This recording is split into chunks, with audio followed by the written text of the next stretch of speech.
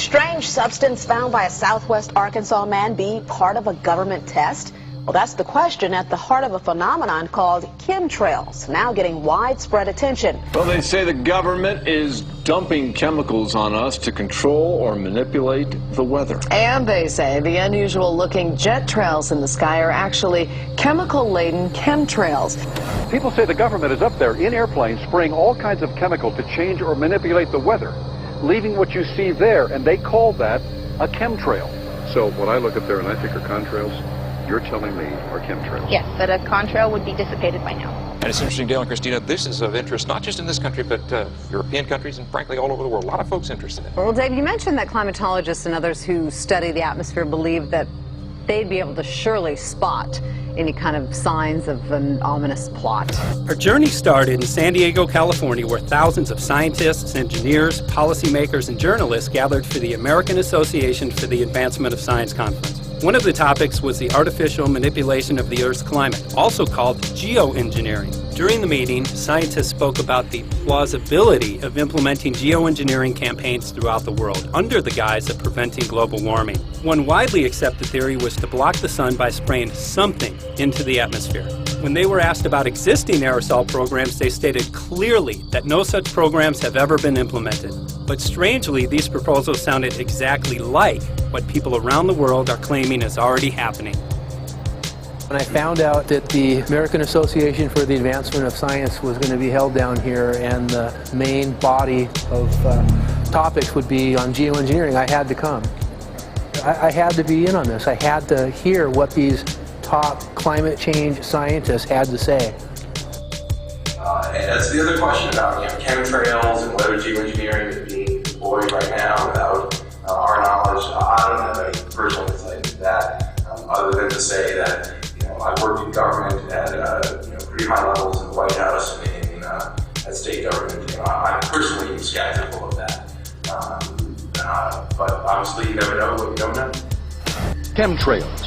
On the internet, they are cited as proof of the government creating clouds to combat global warming. They claim the American government, with the secret approval of the national government, is covertly using jet aircraft to spray population centres with aluminium, with barium and with strontium so as to reduce people's humidity and reduce the global population. I'm always a little bit suspicious because the government doesn't seem that capable to do something on such a large scale. That is not rain, that is not snow. Believe it or not, military aircraft flying through the region is dropping chaff. Small bits of aluminum, sometimes it's made of plastic or even talicized paper products, but it's used as an anti-radar issue, and obviously they're up there practicing. Now, they won't confirm that, but I was in the Marine Corps for many years, and I'll tell you right now, that's what it is. And what happens here, military jets, some come out of Key West Air Force Base, and they move off into the atmosphere, and they drop mylar strips. Some could be a little wider, some are small glass fibers that are coated in aluminum. And what the Air Force does is they take their military jets and they dump these out of the aircraft, they fall into the atmosphere, and some take as much to a day to fall down. This is inevitably military or something going on. The government, the Air Force, you see this kind of a pattern like this, you can rest assured there's something going on. They're actually little bitty magnetic and little bitty strips of, whether it's aluminum. It's a nuisance to you and I to determine what's real and what's not, but it looks like it is a life-saving operation there from the military. The apparent motive behind this conspiracy theory is one world government. Order, I cannot hear. Mr. Speaker, I want to assure the House that both my ministry and my colleague, the Minister of Health, who have received correspondence on this issue, that this conspiracy theory does not have an iota of truth, and that the trails observed from aircraft simply come from jet engines. Question number 9 of order. And I think what an appalling example it is of the new Foreign Affairs spokesperson for the Labour Party that she's spreading conspiracy theories about the United States government. I think the House has heard sufficient. It is called geoengineering, fighting global warming by putting a chemical dust in the atmosphere and reflecting harmful radiation back into space. We take geoengineering to mean deliberate, large-scale intervention in the Earth system. There are a variety of schemes that have been discussed for geoengineering. A classic example is injecting reflecting particles into Earth orbit. Nevertheless, there might be some good reasons to think about alumina. It turns out, first of all, there's been a lot of work on the environmental consequences of alumina in the stratosphere. The big deal really is that alumina has 4 times the volumetric rate of forcing for small particles as does sulfur. And that means you have 4 times less surface area for the same rate of forcing. And this is a much bigger deal. You'd have roughly 16 times less the coagulation rate, and that's the thing that really drives removal. So you could get away, we think, with much smaller mass fluxes. So that's why we see things like in the use aircraft patent from '89, they talk about aluminum. And that's why we're seeing in the surface water samples aluminum. And here's David Keith saying that aluminum has 4 times the reflective volume surface area. So they'd like us to think that we're talking about sulfur, but here they slipped up and let it out that aluminum is 4 times better to achieving their ends, and it sounds like it's kind of the one they don't want us to know the effects of. The little picture is from a nanofabrication study, which shows you can make very high quality, and do this in just a jet in a very simple way, make high quality alumina particles just by spraying aluminum vapor out, which oxidizes. So it's certainly in principle possible to do that. There's a big literature that's already looked at that. And you could do that by either building new versions of these aircraft or even re-engineering existing aircraft. So there's some ideas of that. So you go to an engineering firm and you want this done. They don't say this is hard or unusual. They say, okay, yes, we could do it. Aerosol geoengineering looks like it is so cheap that the cost is basically not going to be an issue. That means that implementation decisions will be risk-to-risk decisions. The risk of doing it against the risk of not doing it. And it makes the problem of how we govern it fundamentally harder and different and novel. So I've told you that it's cheap to deliver materials to the stratosphere, and I'm convinced that's true. I don't think that will change. But I think the more we do research, the less easy this will look, the more complicated the environmental effects will look. And that's a good thing, because right now it looks too easy. So I think that if we do more research, we're likely to find out that it's harder and more complicated than we thought, and that the side effects are harder to manage, and that's a healthy outcome that will make it easier to do the management. Of course, the opposite reaction is possible. It's an empirical question, how people will actually react to knowledge about this. Another reaction is to say, if these crazy scientists are so concerned about putting CO2 in the atmosphere, they want to think about these things, then that might actually mean we should be more serious about the risks of CO2 in the atmosphere. And by the way, it's not really a moral hazard, it's more like free riding on our grandkids. And by the way, it's not really a moral hazard, it's more like free riding on our grandkids. Numerous air quality studies, including from CARB, California Air Quality Resource Board, have named submicron-sized particulates as being particularly harmful for human respiration. Through all the discussions today, I have not heard any mention of this fallout, and has this been studied, and also the effects of a highly reactive metal like aluminum on toxifying soils and waters? The question is, what would be the effects of these materials on human health if they came down into the stratosphere, in particular small particles and aluminum? So the collaborators of mine working on the aerosol scheme are actually folks from Carnegie Mellon who focused on human health impacts. And while we haven't published it, that was the very first thing we did, was do the order of magnitude calculation in level pencil and paper, but with an expert on human health impacts about whether there could be an issue. And for aluminum or other particles, there are a lot of toxicological things that need to get looked at seriously. But if you're just thinking about the sheer number of particles and the human health impact of small particles, the answer is, well, we haven't published it. That was the first thing we looked at with some of the leading experts who do epidemiological research on human health impacts, and it's not even close to being an issue. Clarify, so 10 megatons of aluminum dumped into the atmosphere would have no human health impact. So let me be more careful here. We're to separate out the toxicological. So the alumina, we've only begun to research and published nothing. Alumina, we've only begun to research and published nothing.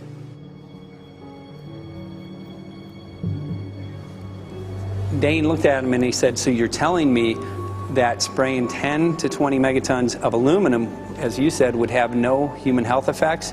He took a deep breath and he swallowed and he said, let me be more careful here. We haven't done anything serious on alumina, and so there could be something terrible that we'll find tomorrow. We haven't looked at it. And that, for me, that was the whole main point of what is going to be coming out to the public. It's the damaging effects of aluminum that are being found around the world in massive amounts. Here's David Keith confronted on this very issue, and he looked, you know, at that point like they just let the cat out of the bag. Mm-hmm. We haven't done anything serious on Illumina, and so there could be something terrible that we'll find tomorrow. We haven't looked at it. They're proceeding because they have an agenda that's separate from trying to thwart this crisis of global warming. You know, there's obviously several other objectives, whether it's depopulation, control, weapons aspects, communications aspects, all kinds of things, you know, wild cards that we know nothing about. We don't really know, and I'm not going to attempt to speculate on exactly what the agendas are, but we can see clearly the agendas are not benefiting mankind. You know, it's benefiting the agenda of the elite. And so I think the question is, how do you draw the line between some activity that is allowed and doesn't need global governance and activities that do require global governance? Dr. John Holdren has agreed to serve as Assistant to the President for Science and Technology and Director of the White House Office of Science and Technology Policy. I look forward to his wise counsel in the years ahead. My personal opinion is that we have to keep geoengineering on the table. We have to look at it very carefully because we might get desperate enough to want to use it. So what would we do if in year 2040 or 2060 there's a severe climate crisis, say widespread famines or Greenland sliding suddenly into the ocean? That the only plausible way in which we could start the Earth cooling this century is to directly intervene in the climate system, say by putting particles in the stratosphere. We do stuff in the stratosphere all the time, of course, and so it's not as though the stratosphere is absolutely pristine. But you don't want to have people going off and doing things that involve large radiative forcings or go on for extended periods, or for that matter provide lots of reactive surfaces that could result in significant ozone destruction. You know, maybe I'm putting a particle into the atmosphere because I'm trying to make money, or maybe I'm putting a particle into the atmosphere because I'm engaging in scientific research and trying to understand cloud physics, or maybe I'm putting this particle into the atmosphere because I'm trying to make it rain locally to seed a cloud and get more snow on our ski slopes. And this obviously raises all kinds of questions. It's hugely risky. It will likely negatively impact some people, but we might find ourselves in a situation where those risks seem worth taking. One of the things that really shocked me was in one of the breakouts they had the benefits of these programs and then the risks. Now the benefits, the one thing that was stated was the just cooling the planet. You know, some of the risks were ozone depletion, droughts in Africa and Asia. I got to tell you, I came away from this experience after listening to these scientists for 4 days of symposiums, really concerned, because it's clear now that they are justifying, rationalizing, and looking to legitimize some really, really horrible impacts, further impacts on our environment. And they're basically formulating the sales strategy and the implementation and oversight strategy and the funding strategy. After San Diego, I was shocked by the programs that had been proposed. I decided to write about it. That night when I finished, I sent the article to an online publication with my email address attached. When I woke up the next morning, my inbox was flooded with responses from around the world. Why? Because I had just broken the story on aluminum in geoengineering models, which I had no clue at the time that very few people knew about. Now this metal, aluminum, is being found in massive quantities way above normal levels all over in rain, in soil, and in snow. After that, the calls started pouring in from people who were desperate for someone to investigate. That was the fuel that started the film. Before we started filming, we had the opportunity to sit down with one of our favorite authors and documentarians, G. Edward Griffin, to find out what he knew about the subject. I'd like to talk for a minute about an issue that's getting more and more attention. That's the issue which scientifically is called stratospheric aerosol geoengineering, also called the chemtrail issue. I'm very aware of the chemtrail versus contrail controversy. As far as I'm concerned, it's an open and shut case. I have been watching the development of jet travel from its very beginning. I used to live near the Los Angeles airport. Remember when the first jets came in and landed, man, they made a big noise. We never heard a noise like that before. And we used to go down and sit at the end of the runway and watch these jets come in and take off because it was a novel experience. I've been watching jets all my life, and I know about jet contrails. I've watched them. They're vaporized moisture, ice crystals, and they get out there in the atmosphere, and then they effervesce and evaporate and then disappear, and you can see them. The plane moves along, and the little white trail follows right behind it, and usually about 10 or 20 lengths of the plane or thereabouts, and then it's gone. And you can still see them that way, by the way, once in a while. So there goes a contrail. These other things we're talking about are not at all the same phenomena at all. These planes go by, and they billow out this white smoke, and it covers the sky from horizon to horizon. It doesn't dissipate at all. And they crisscross each other. And you see this thing cover the sky and turn it milky, and then people start having trouble breathing, and then you hear stories about the aluminum and barium deposits that they're picking up and the residue. And you put it all together, and I don't see how anybody who's got their eyes open and their mind open can come to any other conclusion but that somebody is spending a lot of money and effort to spray the planet. The question is, why? I have my own theories, but I hope that there will be some good investigative reporters go out there and get us the answer. I know that whenever it's finally discovered, and it will be, the people who are doing it will undoubtedly say, oh, well, we did it for you folks. It's for the greater good of the greater number. It's for the society. It's probably to prevent global warming. Or maybe it's to inoculate people against some kind of a dreaded biological attack. We can't go around shooting everybody in the arm, but we can spray them and save their lives. You see how good we are? We're doing it for the benefit of society. I know they're going to, whatever it is, they're going to say it was for your good or mine. Think if we had the ability to steer hurricanes, and the hurricane was going to slam into New Orleans.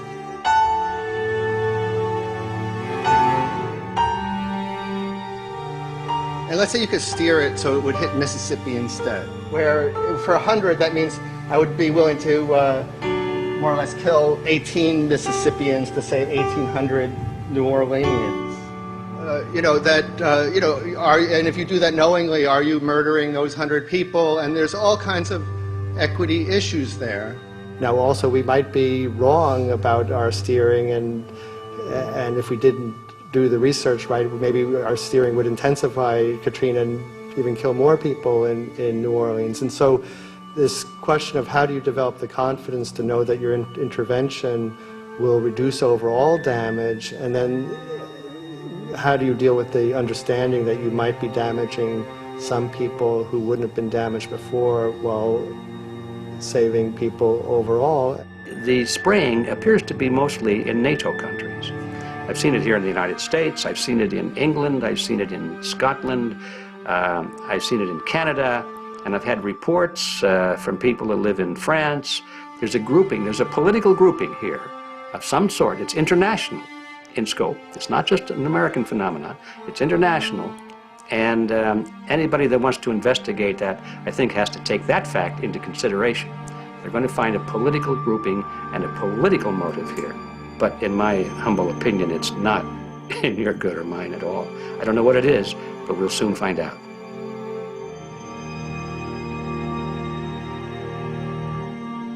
I'm sure that if you follow the old advice, which is follow the money, you'll come to the answer sooner or later. Soon we realized that we all shared the same need to get this information out there, to share with the public, to let people know what is being done. Ed felt so passionately about the issue, he offered to help us. Well, the main thing now, since it looks like the budget is going to be met, is to get it done well. We don't come off the tree knowing any answers at all. Yeah, we're not scientists. We're just asking questions, exactly. And we've got to be very skeptical about the answers. That's it's totally accurate, totally honest. Why can't people see this? They're not hearing it. They don't know that the facts are not being presented to them. We're very lucky, you know that? Look at this opportunity that's been dumped on us. I know. Opportunity. It's, well, this is going to... Yes. This is going to be a battle, I know that. Challenge and a battle, but I mean, why are we here if it's not for that? We're going to go to a short break with DJ Foxy. Can't go to get hold tomorrow, so it's going to be you for the moment. I'll call him again. So. Sounds good. I saw the sky crisscross with chemtrails, and I can't remember if it was in LA or if I was on the road, but I had looked up one day and I thought, look at that. That's not the flight path, man. That was a grid, a regular grid over the city, and I couldn't believe my eyes. Milky white clouds. And, you know, it all seems very obvious, and now the evidence of what we have on the ground with the aluminum, the barium, strontium, and with what we see in the patents and what the geoengineers say are going to happen, I mean, for the everyday Joe, this is a slam dunk. This is a very delicate moment for the powers that be, because they're taking a covered-up operation like the tropospheric aerosol program, or chemtrails, Project Icarus, whatever. It's had many names over the years. And they're making it overt into a geoengineering scientific shield to deflect sunlight, because global warming's out of hand. So at this very moment, the belly of the beast is right above us with no armor. Whether people believe in chemtrails or not, the geoengineering should be scary enough. And when people learn about geoengineering, chemtrails will then become apparent because they're the same. So you're talking about global conspiracy here. Geoengineers propose doing this on a global level. Off to Redding, California. Guess this is the second step after the 8 AF meeting. We'll see what we find.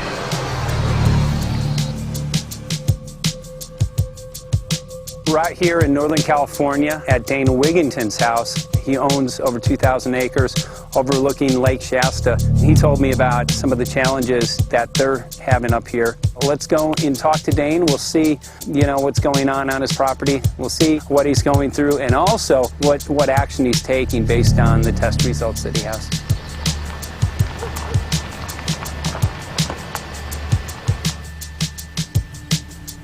As you know, I have a background in the energy fields.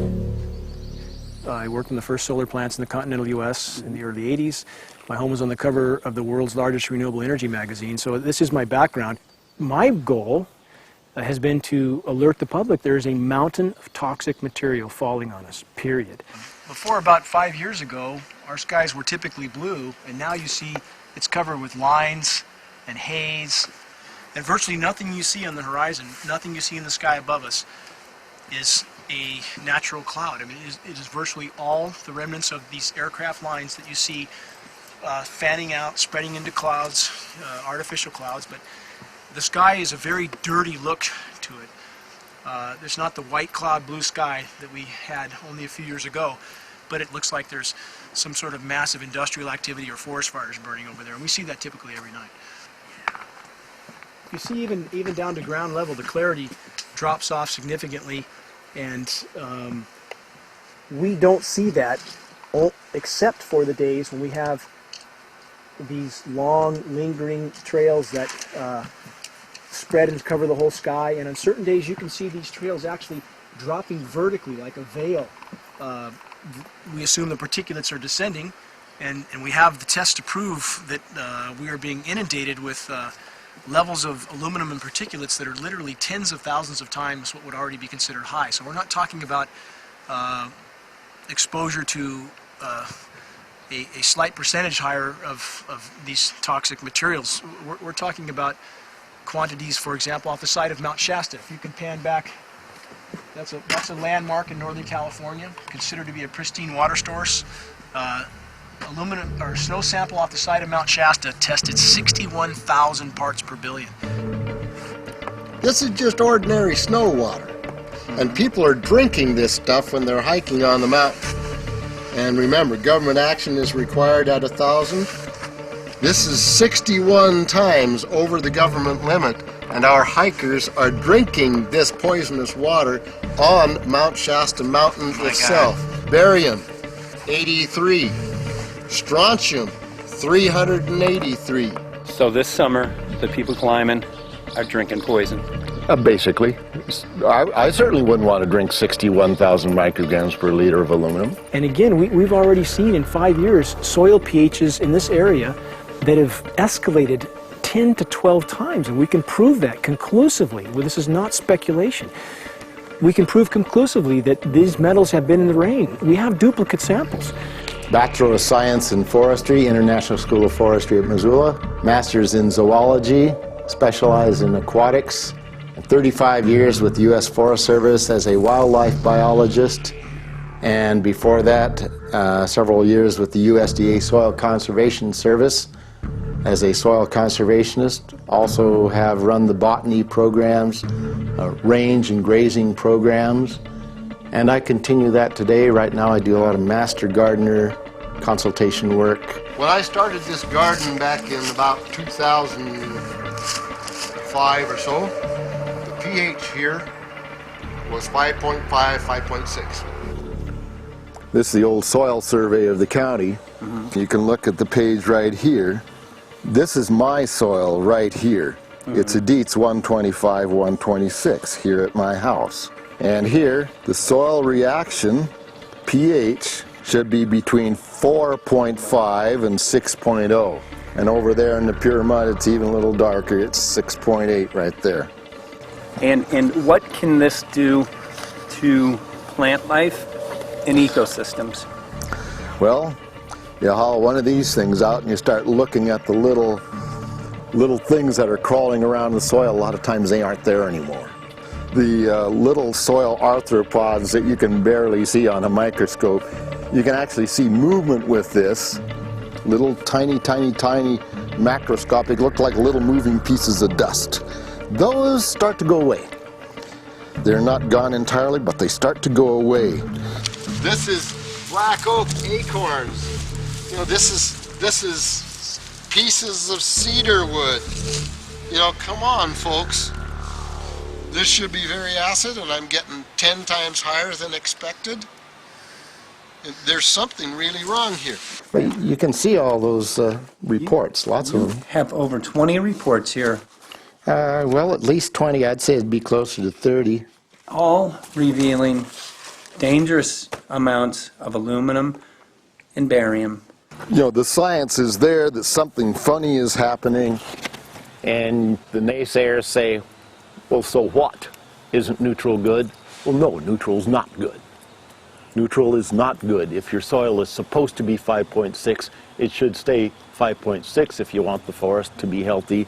And if you want to grow a good garden, you have to keep your pH around 6.0, 6.5. I think that we just need to wake up and just look at what's happening, because we can't just ignore it, because it's going to get worse and worse if we just keep ignoring it and pushing it away like, oh, that's nothing.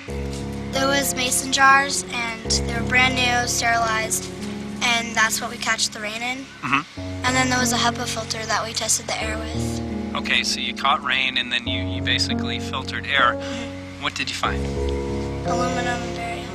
Here's another test that's revealing 375,000 parts per million aluminum, barium at 3,090, and strontium at 345. Yeah, that's from a lined pond. With EPDM fish-safe pond liner. There is no chemicals, manufacturing materials at all in that pond liner that's available to the aquatic life. It's designed for that purpose. The well that feeds this pond has been tested and retested. ND, no detectable aluminum, 0. The only other place this pond can receive water is rainfall. We are located on a filtered, forested hilltop, miles and miles and miles away from any industry, highway, and so forth.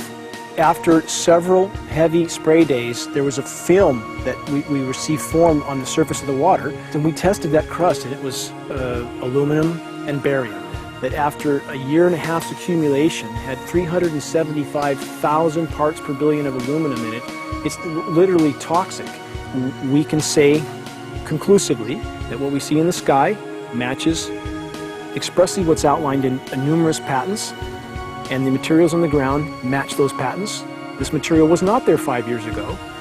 It is a recent phenomena in the quantities it's in. It has escalated in some cases 50,000% in 5 years in the case of aluminum. From our original baseline reading of 7 parts per billion, which was already high, it has escalated up to 50,000% in 5 years. And we've seen profound changes in that time. Dr. Leonard Time, PhD in chemistry, I cross-checked with him. And he says the oxides of aluminum, barium, and strontium will drive your pH into the from an acid soil like this up into the neutral. There's no question about it. And that's exactly what you see happening. Wow.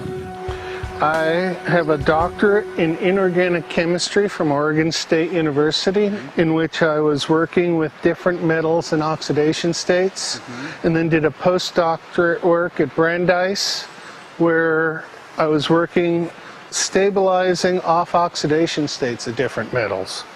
The goal is to sort of figure out how everything fits in the dynamic equilibrium of life. I was working with Francis up in Mount Shasta, and he showed me some rainwater analyses that had to do with levels of aluminum, strontium, and barium in the atmosphere. So I feel the major toxin in these chemtrails is the aluminum. And from the levels we were looking in at Mount Shasta, this is totally, totally unacceptable. When you get to metals and biological systems, you're no longer talking about the bulk aluminum that people think about when they're drinking from soda pop cans and that. So once it gets to the aluminum oxide stage, it just forms a plaque within your arteries and shuts down life. When you take elements that normally aren't out in the environment and you start putting them in the environment, it raises some serious red flags. Aluminum is a very specific, nasty and biological systems. It takes that site and it never lets go, and it shuts down the site, and that's it. And so as you accumulate aluminum over time, it causes major neurological damage because it ends up as aluminum oxide that's essentially stuck in place and can't be flushed out by normal systems. At the core of everyone's condition, there's always some level of toxins. And aluminum is known to have cancer-causing effects. The half-life is decades. I think that we should be working on taking more of these toxins out of our environment instead of adding more toxins in. It's very concerning that if we add more toxins to our environment, that will be increasing the rates and risks of cancers. Even one patient is not worth it. So sad that they would consider putting aluminum in our environment to affect something when they could be causing so much more damage.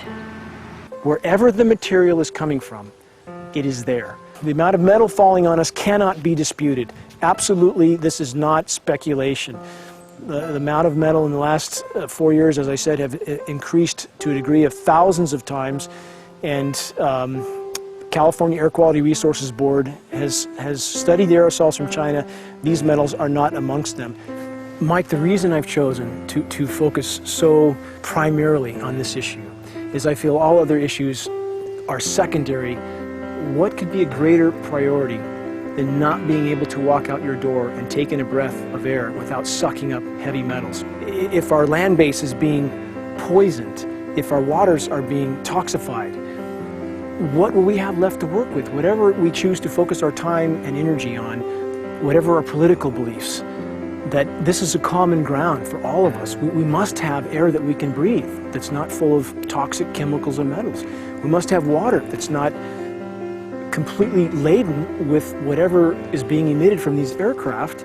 And if people stopped to consider that the atmosphere is as thin as a layer of paint on a basketball, it is an extremely thin layer that allows life to exist on this planet. To simply treat it as a physics lab and experiment with it until it is broken beyond repair is folly of unbelievable proportion. And if people understood that this sort of experimentation not only is going on, but has been going on for a very, very long time. Going back 50 years, there's been countless climate manipulation, weather modification programs that the vast majority of the public is completely unaware of. And if they think that this is not true, that certainly that somehow they would have known if it was occurring, I would ask them to look at things like Agent Orange and the things that governments do because they can, because there's no one to stop them, because they have these huge military machines that want to control everything. And in fact, the government's own document, perhaps you may have seen, it's available to any online, is called Owning the Weather, an expressed goal of our government, and not just our government. He told the Associated Press that the American government has created weather tampering techniques so that the New World Order will be able to starve millions of Americans and to control the rest. There is weather control techniques. Number one, the entire patents on the equipment. Number two, Senator Claiborne Pell's complete statement and story of his own that not only does it exist, but that we even utilize it as far back as the Vietnam War. Well, Murph, we're going to do what we can. Let's see what we can do. You got the scientists behind you. The scientists are with you, so at least this scientist is with you. I may not have $1 million budget, but I've got enough to show that something's dreadfully wrong. You got it. All right. So Arizona will be this Monday, the 21st. Senator Johnson up in Show Low. So we're going to be in the car a long time.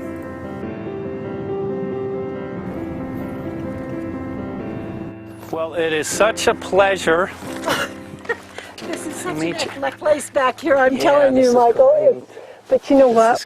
We love it. It's so private and it's so quiet and peaceful. And please come in. My name is Karen Johnson.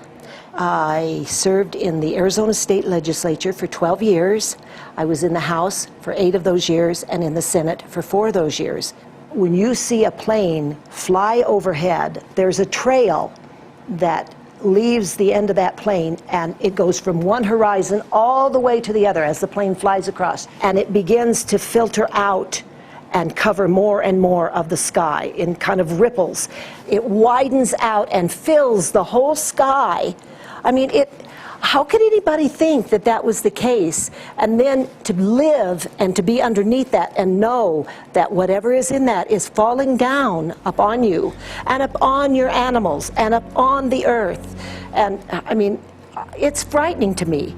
And if people don't start really waking up and facing the fact that we've got people that are doing terrible things to us, and we had better wake up and fight back now. I mean, I'm the mom of 11 kids. I've got 35 grandkids. I mean, I've got a stake in this. I care about what is going to be left for my children. I care about it, and I'm extremely worried about what is going to be left to them.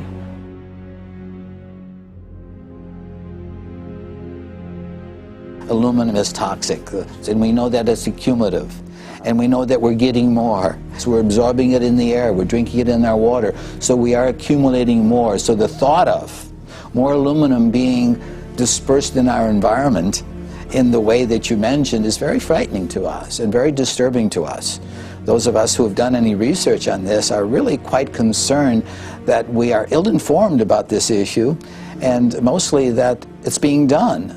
Aluminum is toxic. We know that it is. We can debate as to the amount of toxicity that is going to be disturbing the body, but as far as really accepting the fact that it's accumulative, it's synergistic, then we have to conclude that it's not a good idea to put it in our atmosphere, especially when we know we're getting increased amounts, and especially since we know that the scientific communities around the world are pointing a finger at the heavy metal toxicities, at the toxicities that we're absorbing in the day-to-day food that we eat and the air that we breathe. The concern is off the charts about why is this happening? Why is this being allowed to be sprayed continually all over the United States, all over the world? Who is paying for this? I mean, the incidence of Alzheimer's has just skyrocketed, which evidently has to do with an accumulation of aluminum in the brain cells. I mean, I think almost every family has been touched by a member as they get older having Alzheimer's. And it's a horrible disease. And to say that, well, this just came because people drank soda pop out of aluminum cans, you know, when my father passed away with Alzheimer's and he didn't ever drink soda pop, you know, that explanation doesn't ring true with me. And so I'm wondering, how much did this chemtrail spraying back in the Illinois area affect him? Aluminum and fine metal is an accelerant. friend who's a firefighter up in Pine, Arizona for 20 or 30 years says that the wildfires now that they're fighting are way beyond anything they've seen before in intensity. And when you look at the air samples and you see the fine particles of aluminum, which is very flammable, and magnesium settling on the trees, this is causing unprecedented savage wildfire. But if you look at this, you can see these are parts per million. They sent this to me, and I just found this to be extremely interesting because we should have like 2 parts per million of aluminum in our air. And this is saying that there's 39,000 parts of aluminum. That's astronomical. Barium is high. I mean, these are way off the charts of what people should be breathing or what's coming down on them. And, you know, if people wonder why their health is deteriorating, why they're having to go to emergency rooms, why they can't breathe, you know, why they're getting Alzheimer's, this has been planned. We have elites, I don't know what you want to call them, one worlders, Illuminati, I don't, whatever you want to call them. But with these people that don't care about the average person. They only care about themselves, their greed, their power, and if they eliminate, you know, 2/3, 3/4 of us from the planet, so much for the better for them, because then they don't have so many people to have to herd around and worry about. So this is a lot what this is about, and this is very, very alarming and scary. I mean, where is this stuff coming from, and why? Why is this kind of stuff being put out there? You know, I've heard different explanations about, oh, we need to cool the planet, all this and that. But if people are up there trying to cool the planet, why do they need all this kind of stuff in it? The explanations just never have really rang very true. And as I'm setting up the equipment, she looked at me, she said, all these trees here are dying. And I said, what? She says, all these trees in here are dying. So I thought, well, I'm going to test for aluminum, because that's one of the key things in the programs that we're talking about, and titanium. And I took some of this bark sample and tested it, and it came back positive with aluminum and titanium. Then I started traveling around California, noticing the same thing. In Lake Tahoe, there was a lot of the same type of bark, all through Sacramento area and Davis. Just about everywhere I went, I was noticing this silver white bark. What I think is happening is these chemicals are getting down and destroying the roots. And then as they come up, they're going out into the bark. Those 2 right there are the ones that are just, it just hurts so bad to see these 2, because look how old and big they are. We probably lost 40 trees right here on our 10 acres. Every week, every other weekend, we'd see another tree that was beginning to die. And I mean, it's just so sad, we just cry. And to think that that might have something to do with it, along with their other explanations, would really, really frost me. Every time you lose a tree, you know, it's not good, it's just sad. And there's another one over here in this little group of trees here. Don't you feel better when you stand up and fight than if you crawl down in a little hole and go to sleep? You know, I mean, my gosh, people, your families are out there, children are out there, your grandchildren. I mean, you've got to do something to help.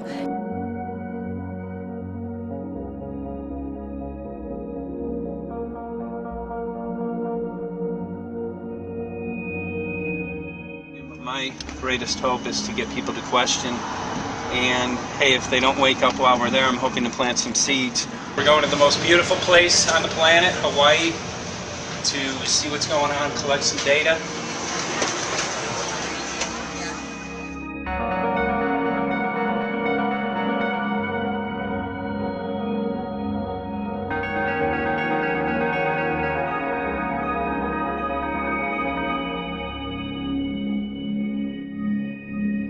Thank you for having fun with us. Hope you enjoyed the trip. Have a great vacation and welcome home if you're lucky enough to live here. Thank you.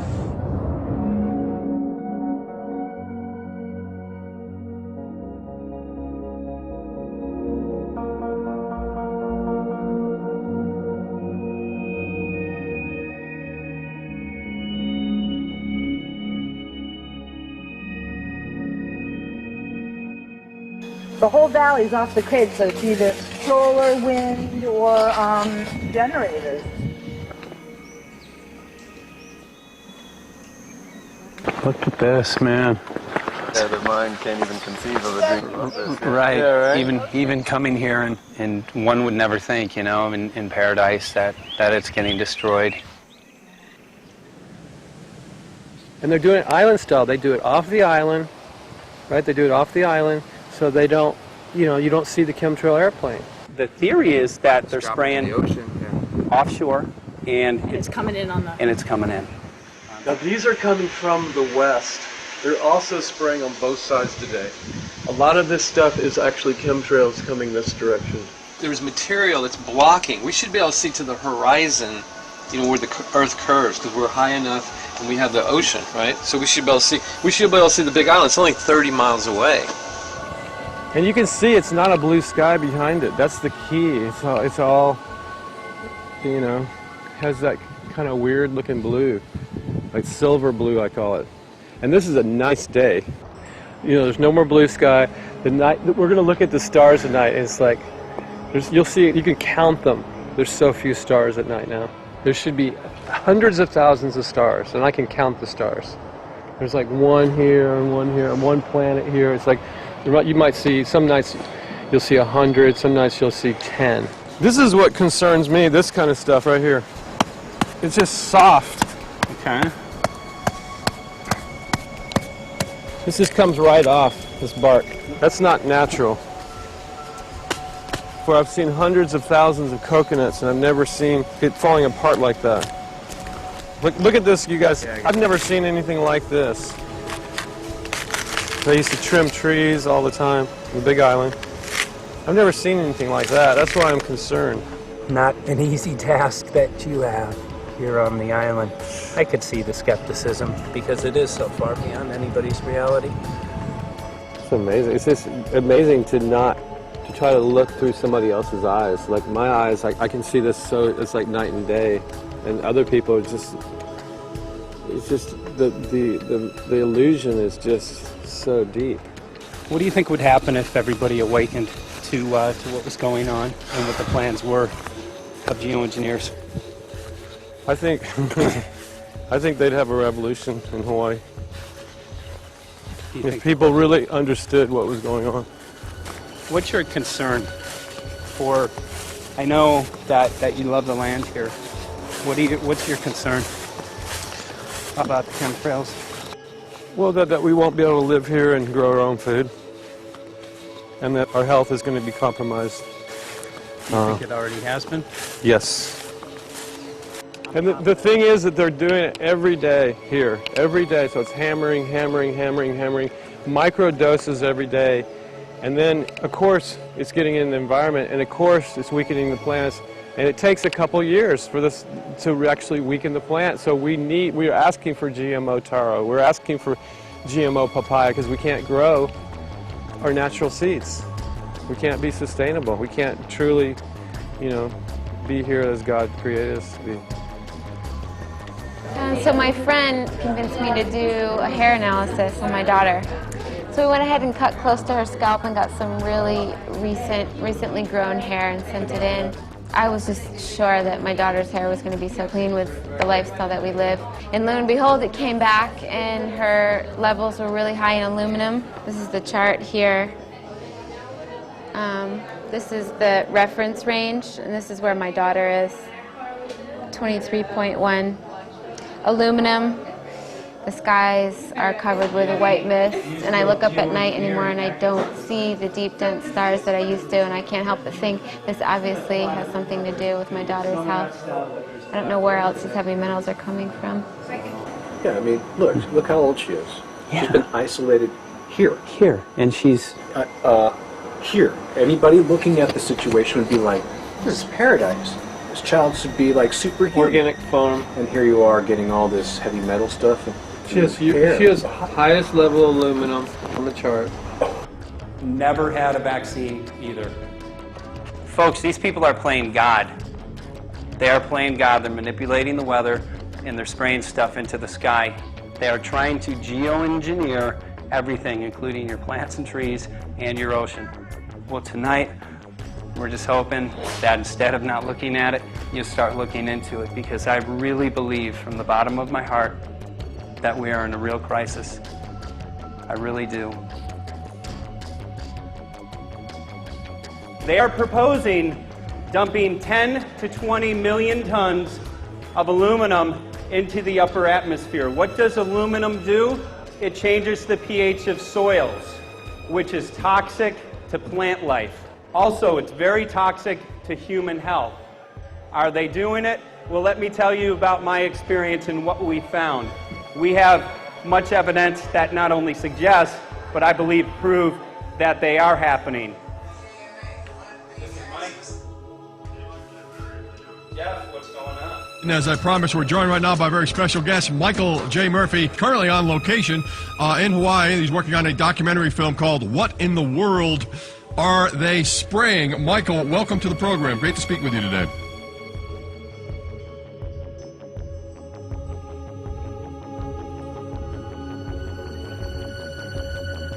I had a friend who recently, he's always looking at things from a different perspective. He's a bit of a conspiracy theorist, you know, and he says that whenever the president comes to LA, there's no spraying that week. Could you have a better place for an interview? I mean, look. Well, this is being done over our farms and over our things. So basically, they want to eliminate our ability to eat organic food, have clean water. So in some ways, it sounds to me like, and you know, again, it's just a projection, but it sounds to me like this is control. How do we control the masses? Yeah. How can aluminum be good for you in any? And what was the second chemical you mentioned? It's barium. Barium aluminum. Obviously, those are toxic to everything. To human health. To human health, to farms, to animals, to everything. 61,000 parts per billion. And there should be a government alert at 1,000? At 1,000, people are drinking this. People that climb the mountain, they're drinking that snow. It's poison. Oh my God, that's so disgusting. So that's 60,000 times above regulation. Exactly. 60,000 times above regulation. And I've talked to friends, and they're like, well, that's just ice. That's just condensation.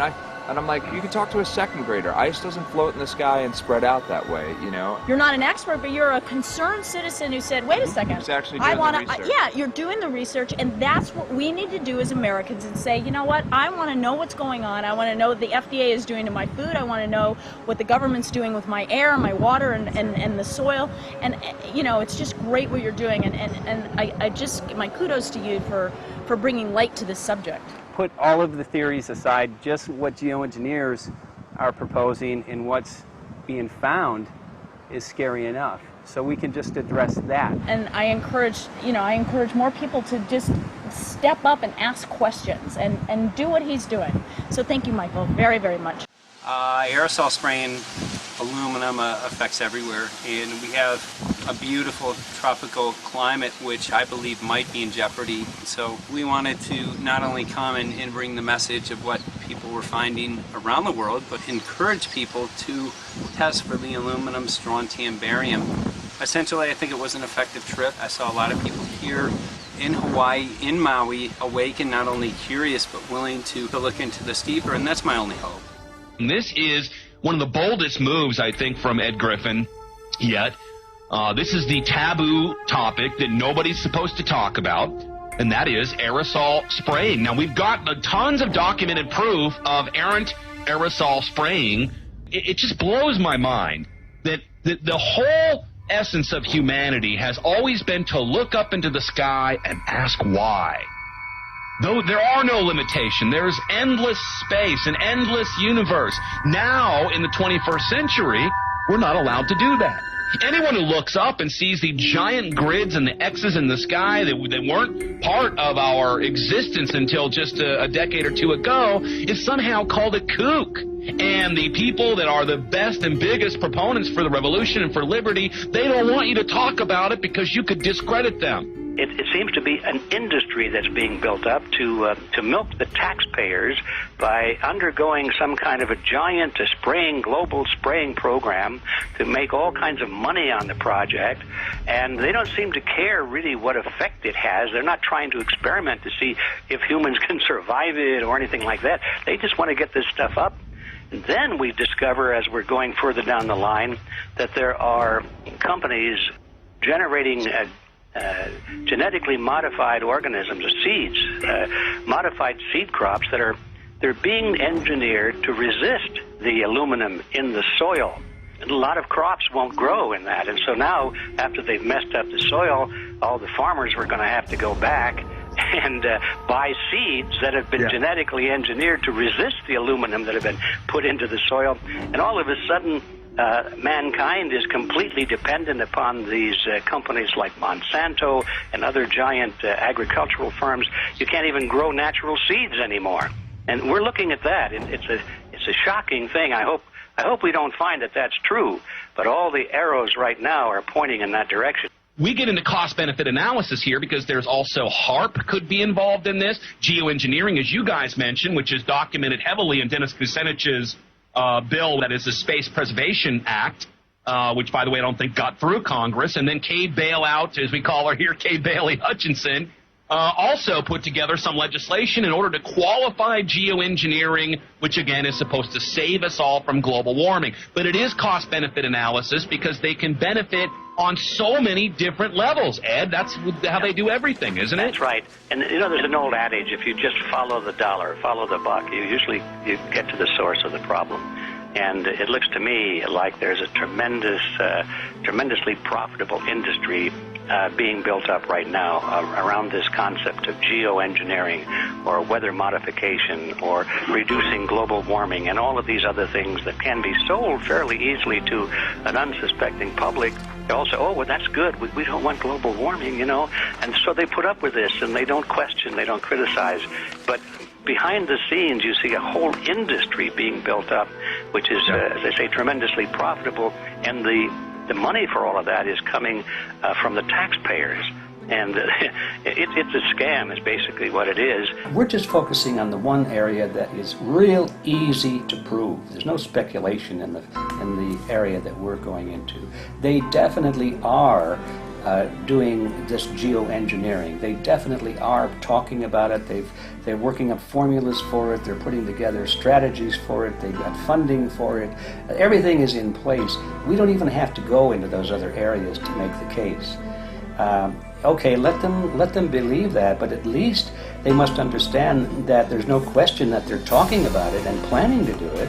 And so shouldn't they be equally alarmed about what they're going to do if it can be shown that barium and aluminum and some of these other toxic metals are very destructive to the planet and destructive to human health?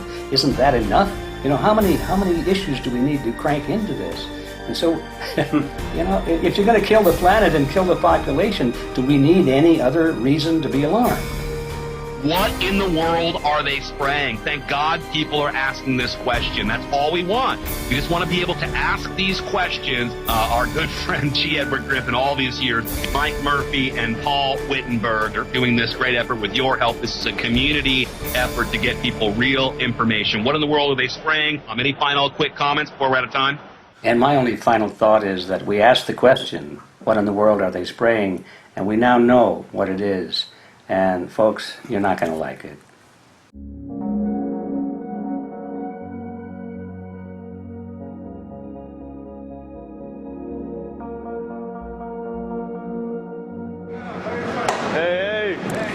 I'm Peter Vreken. I'm from Belgium. I'm 54 years old. I can't believe it myself. I'm a very happy and grateful person.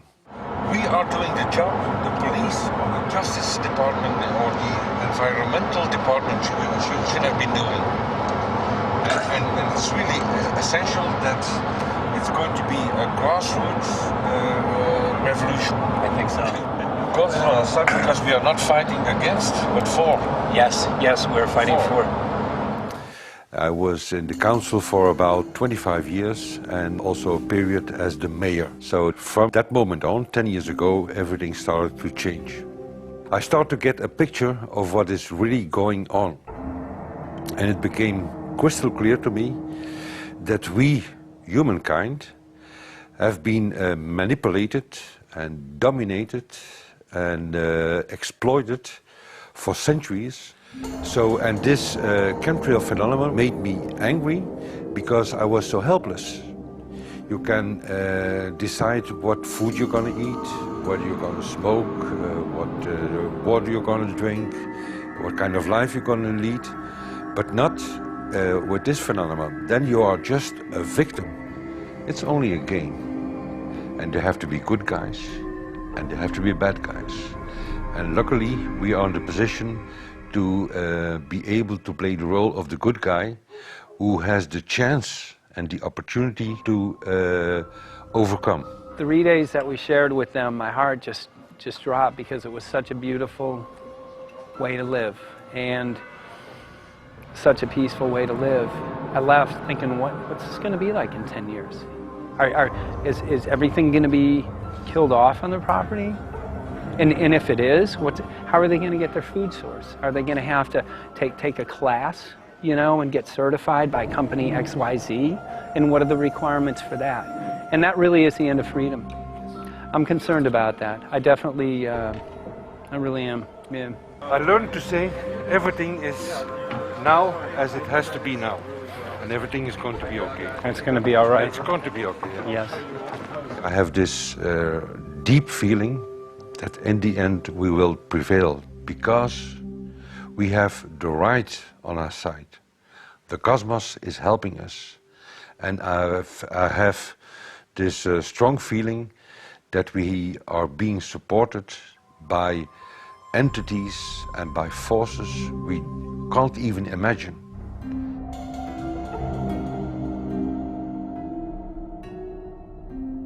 Here for the first time we have this scientific proof that we are being spread. We are being spread, and it's incredible and it's hard to believe, but we are being spread. I think at this moment to stop is not an option. Once you know it and once you have a tool like this and an opportunity like this, that the issue of chemtrails or persistent jet contrails or whatever name you use for it, that this phenomenon is recognized as being real, publicly debated on. In the context of geoengineering, I think it's high noon to bring this to the public. This is what the sky is supposed to look like. These are old paintings. We forgot this, I'm afraid. In the years that I have been a medical research journalist, I have looked at many things, and I found the same three issues in whatever I'm looking at.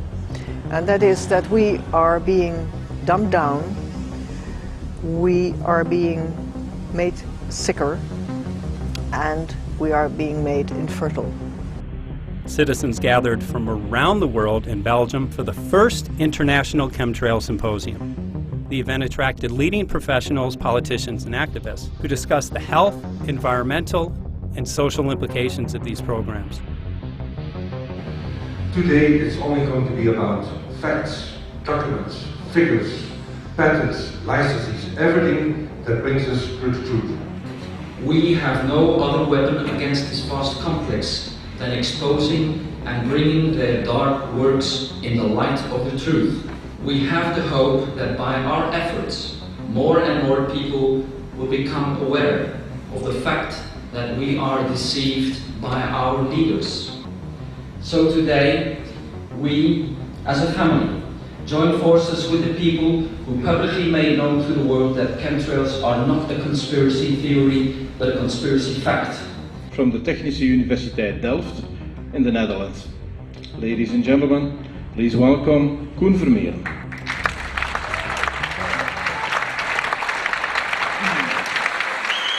Well, I'm Koen Vermeeren. I'm a university professor of Delft University of Technology. Usually people are with their heads to the ground in their own two-dimensional space and they don't look up. But if you do, you see more and more spaces like this. And it worried me too. I have no explanations to our students about these phenomena. And then I studied it myself and I found out that I couldn't give them the answers they wanted, because I think that the phenomenon is not natural. It's not natural what is happening, and the explanations that are given to us are not enough for me. If you look at them from a scientific point of view, the first thing a scientist does is trying to explain something. Because I'm smart and my students are not as smart yet, so I have to give them answers to questions. But if you ask most scientists honestly, they cannot answer all your questions. If people are using climate control over our heads, I want to know about it. I want to know the consequences, I want to know the health impact, I want to know everything. I need, as a teacher in my university, to give answers to my students. And they have good questions. And I don't have the answers, and I want to know. Excellent. And we should discuss this. Ladies and gentlemen, for here you in the auditorium and for all over the world, Michael Murphy.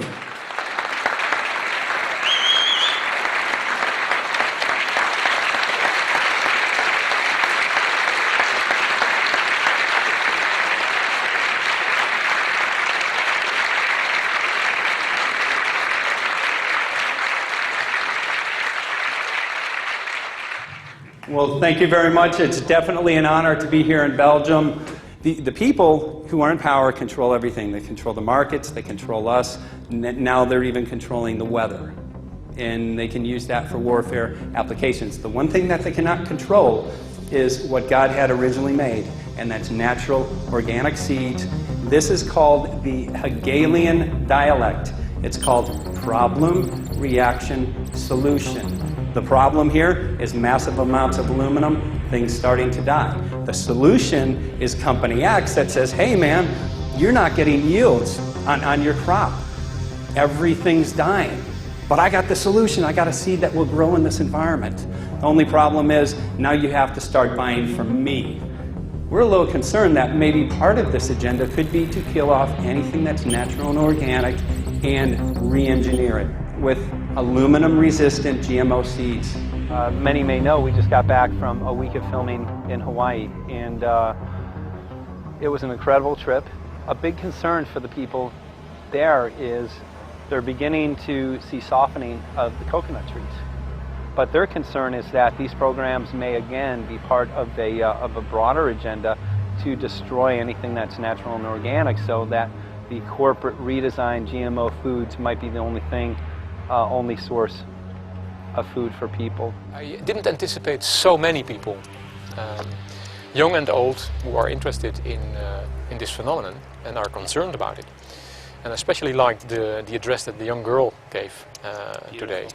Only 17 and already making an address to the audience. That is, well, incredible.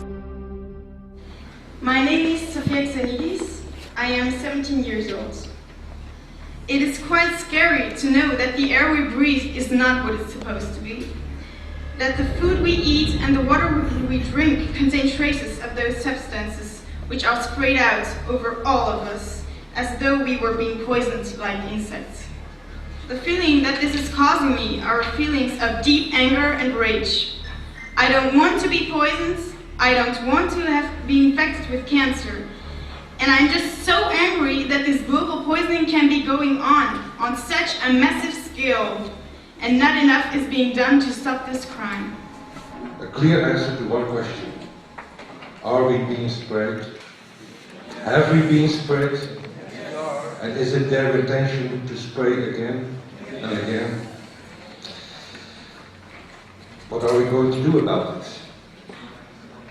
How are we going to deal with it? How are we going to stop it? I know the answer. There is only one person who can stop it. And you know him. You are. You are the person, the one you have been waiting for. We are magnificent, beautiful, godlike, divine human beings. Ladies and gentlemen, sisters and brothers, in this auditorium and in the whole world, thank you so very much for being present with us. And for now, please enjoy this anthem.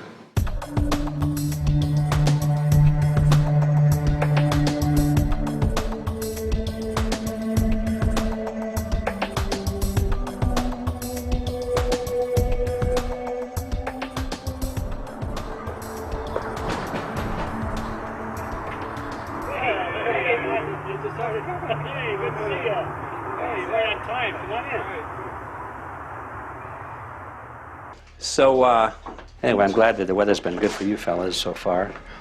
Just think if we were doing this in the wintertime, you might, if you're going to Washington, D.C., you might run into snow. Thank God we're not. That's right. You know, it's interesting because of the different weather modification programs.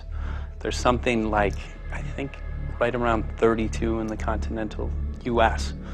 alone going on. So the theory is that geoengineering is in part weather modification. You know, Mike, that's a very good point. There are so many subsets connected with this issue of geoengineering.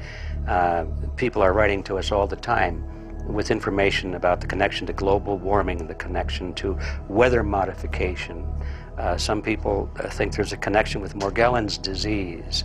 Others think it's kind of a means of transmitting electromagnetic impulses from the HAARP antenna system up in Alaska and Siberia. Boy, it gets your head spinning, and each area, I think, is worthy of investigation, but we have so little time.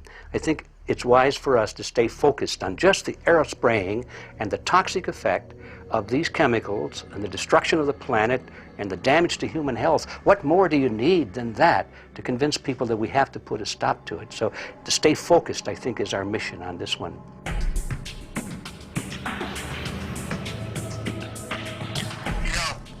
Jeremy, we had an idea. We know that you know the political system real well. Our idea was this: we have a ton of data and information that we've collected throughout our travels, and you know, we really think a good way to end the film would be addressing this to elected officials, some of the senators. So we were wondering this, if you might be able to come and kind of help us out and perhaps show us the way in how to get this done politically.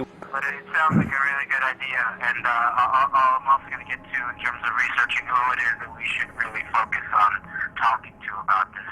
At the very least, if we could make it impossible for them to claim that they don't know at this point, we can strip away their plausible deniability that they haven't heard of the data that points to geoengineering stratospheric aerosol operation already going on. At the very least, it should be very interesting to go to District of Criminality and put some people on alert. Yeah, you have a lot of enemies in Washington. That's where all the power comes together and the money, you know. So there are people there, I'm sure, that just don't want us to do this job. But I'm glad you're going, and you'll find out.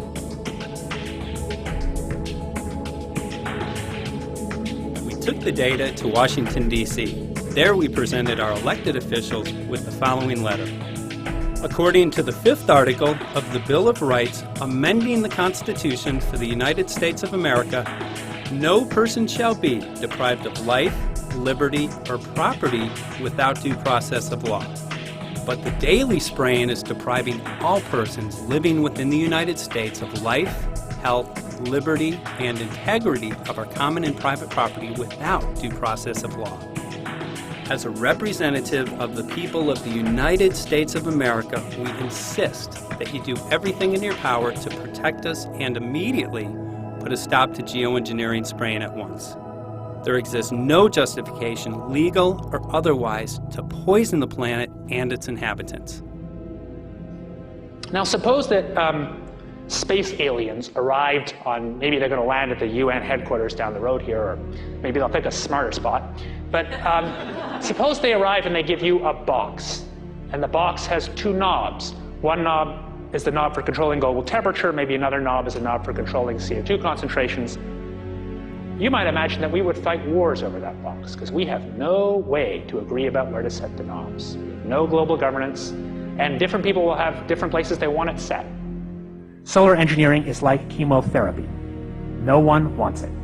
But we all want the ability to do chemo and to understand its risks, should we find ourselves with dangerous cancer. How long does it last up there? The lifetimes are years. What, years? A couple years. And then it what, precipitates out, or Yeah, that's correct. no toxic side effects that we know of? The thing we always wonder about is the unknown unknown. Yeah. So if you're thinking about, say, the acidification, it's clear that's not a problem. There's several studies that showed that. Right. But of course the concern here is with so little research, there may be some unknown that comes out of left field that bites us. My name's Mike Murphy. I'm a filmmaker in from Los Angeles. We're covering an issue called geoengineering. Okay, thanks guys. Senator, quick question about the issue of geoengineering. I'm afraid I don't know what you're talking about. And wondering if you were supportive of geoengineers' proposals of spraying 10 to 20 million tons of aluminum into the atmosphere. I should really get a briefing paper on it before you give an opinion. Oh, not a problem. Are you aware of the issue? Not completely. At all? Because, okay. Do you have a letter from constituents, and people have concerns? Yeah, We're making a documentary about the I don't know, you guys have credentials to be here? Yes, yes, we do. We pass through security as well. Endowed by our Creator. I think so. Please don't touch that. Please don't touch my property. You're lying. No, why? What did we lie? What did we lie about, sir? No, we're not. What are we lying about? Lying about what? It's a little unusual, huh? I haven't heard that, no. You're not aware of it? And it appears that these programs have already been deployed. You know, I haven't looked at that proposal, and so, why don't you let me review it? I can do that. Are you aware of? Actually, I'm going to go. Yeah. Let me go ahead and get that. I will take a look at this, and I will act accordingly. General, this program, this openly covert program of the aerosol spraying, stratospheric aerosol spraying, geoengineering, using tons of aluminum, spraying it up in the sky. I have no idea what you're talking about. Okay. Commonly called chemtrail survey. When you were the head of NEMA, did you see the aerosol trails? Mike Murphy, filmmaker in Los Angeles.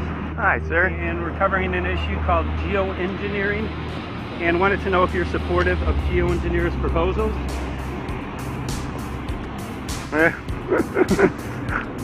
Congressman? Hey, Congressman. I'm wondering if you're supportive of geoengineers' proposals, which is dumping 10 to 20 million tons of aluminum into the atmosphere. Pardon? Okay. You make an appointment to my office. I'm not supportive. I haven't looked at it close, so I don't. Have you heard of the issue? Because it's becoming mainstream in public, and there are actually congressional committees which are being formed to talk about these programs. Mm-hmm. Yeah. Well, I think when we drop anything into the atmosphere, we should know prior to the effect of that, right? Yes. And if we don't have the knowledge as to what the effect will be, we shouldn't do it. I think there are 4 different options for thinking about deployment of geoengineering. The first one would be we just ban it. I would argue that one does not want to get too firm a restriction in place on small-scale studies early on because it'll tie the science hands. I think what the science community ought to be trying to do is say, you do small-scale stuff inside this space, and it's a scientific question what that space ought to be. There shouldn't be a lot of oversight and restriction. Congressman? Excuse me. Hi, I'm Mike Murphy from Los Angeles, covering an issue called geoengineering. These guys are running from the geoengineering issue. I wonder why. I'd have to talk to my staff. I don't know what the details on that are. Have anyone made you aware of the issue, or? Sir? Congressman, your committee talked about geoengineering last November. Are you in support of those proposals? I'd love to give you a paper. Geoengineering? You know nothing about the geoengineering issue? practice. Never heard of it. They call it geoengineering, but yeah, I never heard of it. It's nothing I've ever heard anything about. When we looked up in the air today outside to see, we saw this stuff going on. Quickly, have you heard of geoengineering? No. The proposal is to shoot 10 million tons of metals into the air. This committee, Science and Technology, covered it for the first time. No. No, I've never heard of it. So we were very concerned. How you doing? I'm fine. So what? We spoke with Congresswoman Watson's office, and her press secretary, Ms. White, was familiar with Representative Kucinich's Space Preservation Act, which mentioned chemtrails and the weaponization of the atmosphere in space, and then it was pressured to be taken off the bill. Did you see the aerosol spraying going on today over the Capitol? Congressman? Geoengineering carries with it a tremendous range of uncertainties, ethical and political concerns, and the potential for catastrophic environmental side effects. He's not one to do interviews very often, so not unless we usually really pressure him into it. Okay. So don't, all that is, don't hold your breath. As chairman of the Committee of Jurisdiction, I feel a responsibility to begin a public dialogue and develop a record on geoengineering. We want to know if you're supportive of their measures by spraying 10 to 20 million tons of aluminum into the atmosphere? No, I think we need to have more research. Okay. And about the issue of current deployment, there's literally a mountain of evidence that many people believe proves the deployment of these programs. Any knowledge of that? No, there's certainly not a mountain of evidence, but I do support research into geoengineering, and I also support looking into the international governance of that. Okay. I hope anybody that has studied it knows, at least I think, that it's a radical proposal, and I hope we don't have to use it, but there may come that point in time where we do. Now, if we could provide you with the evidence that suggests that these programs are and have been ongoing, would you be willing to address this publicly?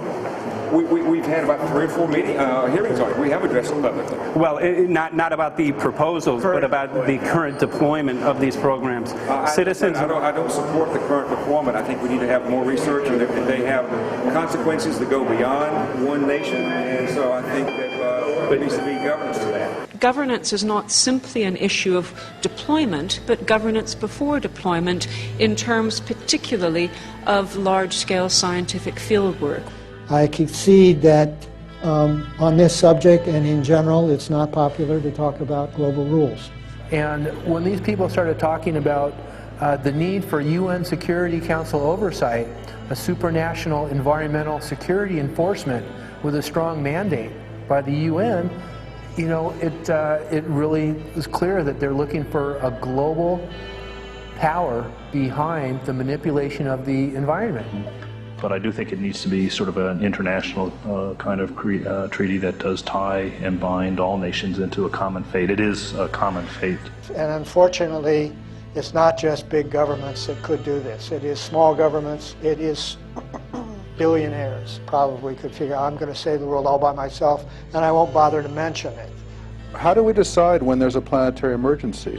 Whose hand is on the thermostat? How do we decide when to start it? There's no way to do that right now. And what if we do start doing it, and then by some problem with the technology or with the will, that we can no longer do it? In a year or two, the aerosols will come out of the atmosphere and temperatures will shoot up at a rate much faster than it's going up now. And it's that rate of change that's hard for us to adapt to. So once we start it, we'll be sort of locked into doing it for a long, long time. And so that, and with basically no end in sight. Boeing would pursue this to make a profit, right? I mean, the financial motivation to do this. Let's see. So let me not speak for Boeing.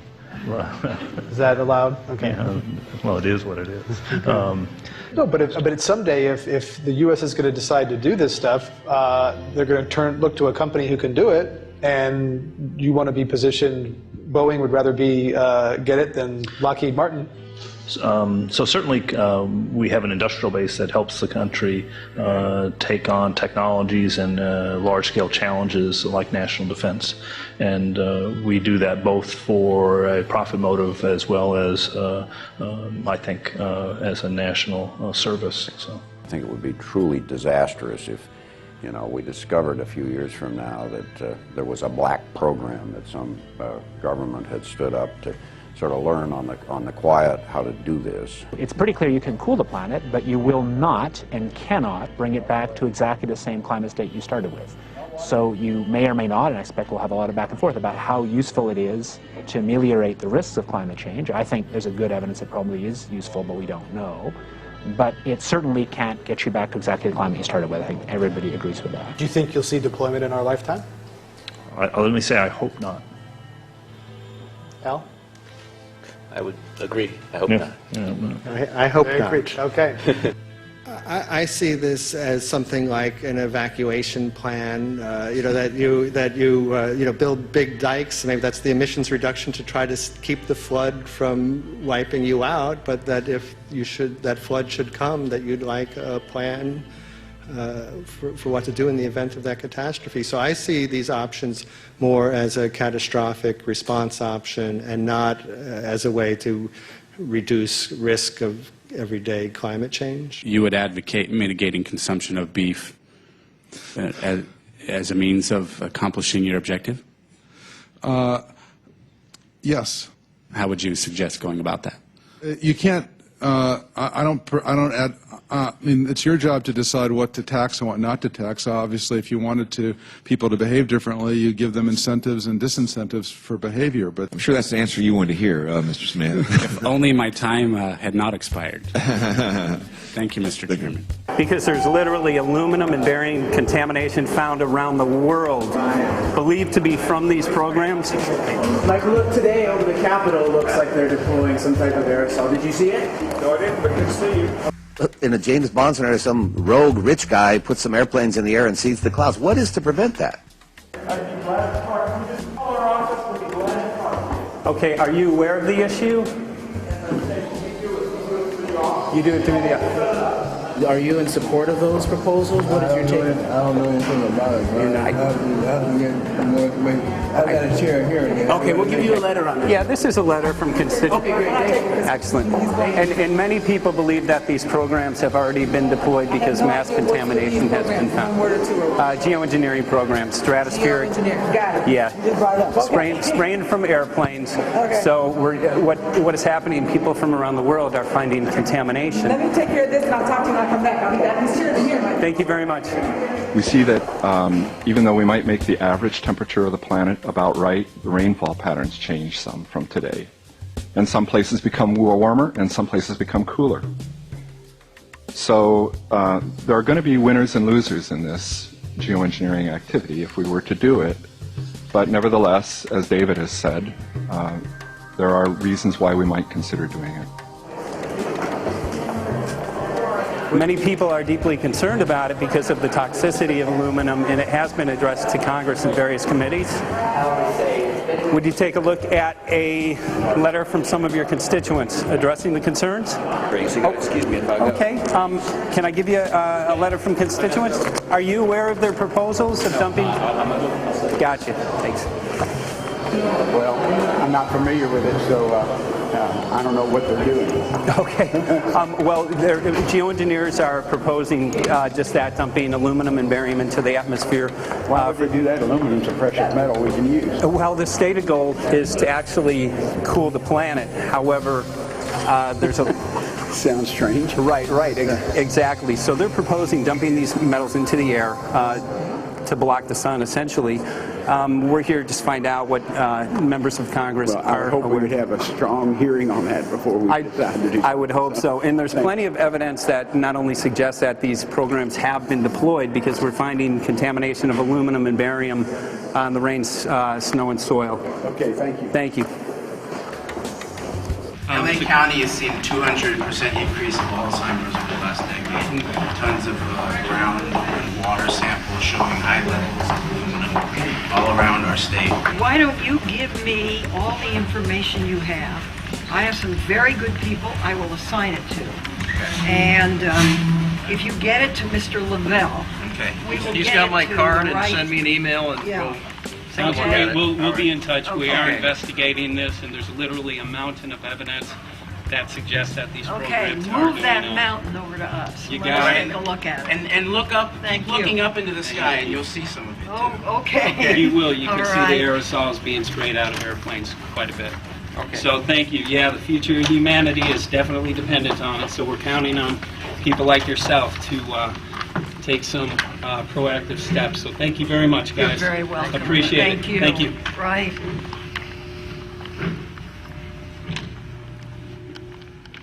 A lot of Congress was running down the hallways to avoid answering any questions, looking for doors in the hallways. So apparently the war is against all of us, and we're all in a hostage crisis. People who took an oath to uphold and defend the Constitution are not only know this is happening, are participating in this. And all of us have a duty to stand up and speak out about it. Why is the water being contaminated? Why is the soil being contaminated? Why are aluminum-related diseases going up? And it's affecting all of us, and thus we all have the duty to stand up and speak out and get educated and stop this. For our own sake, for our children's sake, it is a crucial moment in history right now. As human beings, we need to decide whether to live on our knees while being sprayed and poisoned every day, while being under a continual threat, or whether we are going to stand up and live as free human beings and seek truth, justice, peace, and freedom for all of God's children.